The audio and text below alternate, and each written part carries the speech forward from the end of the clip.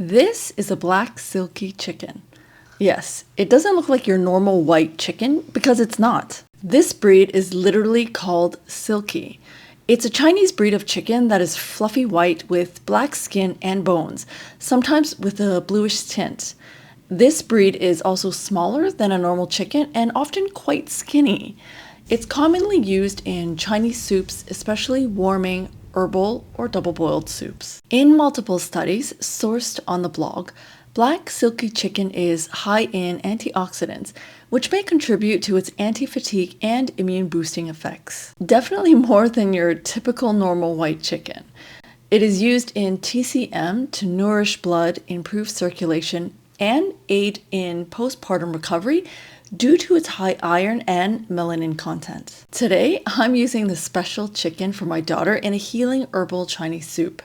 She's feeling dizzy and lightheaded because she just had blood drawn for some routine tests. To complement the healing benefits of the chicken, it is typically paired with warming ingredients. Today, I'm using a healthy amount of red dates, which helps with blood and qi deficiency. This is the key ingredient and perfect for replenishing blood, energy, and post-menstruation or postpartum. This is paired with Codonopsis root or Dongsam to help tonify the spleen and lungs and fatigue. I'll also add dried scallops and dried shiitake mushrooms for additional umami flavors. And fresh Chinese yam, which has been graciously pre-peeled and pre-cut for me. This is also a great neutral ingredient for warming soups, both dried and fresh, tonifying the spleen and stomach. Great for the lungs. I will also add dried wolfberries to brighten the eyes and moisten the lungs. You can buy these black silkies whole from most local Asian supermarkets, like this. On average, they cost around 25% more than the average white chicken. To prepare the chicken, chop it like you would a normal chicken by removing the wings, legs, head, and neck.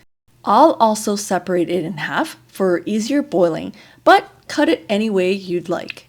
It's your soup. At this point, I will start boiling both my salted blanching water and my soup water. I will add the chicken to the blanching pot when the water is cold to allow the water-soluble parts to dissolve out into the soup and bring that to a full boil. This will clean the bones for you.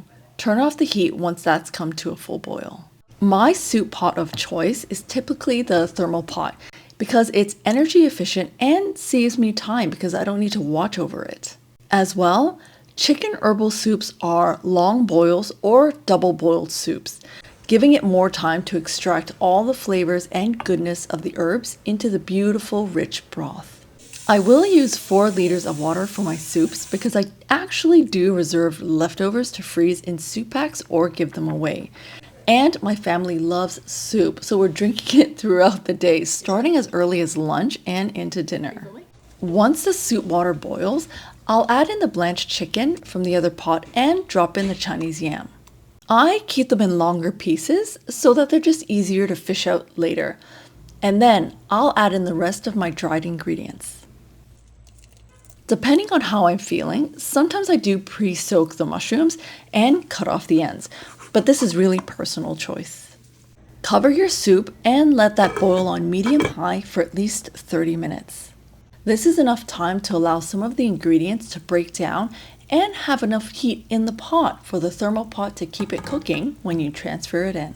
I will then move my pot into the insulated thermal pot and let that sit for at least 2 to 3 hours. Try not to open it or peek on it as it will lose heat if you do. When I'm ready to serve, I will remove it from the thermal pot, reheat this on the stove at high heat, and then serve. Salt as needed. This soup is so rich in flavors, both slightly sweet and savory, that is smooth to taste and perfect for the whole family.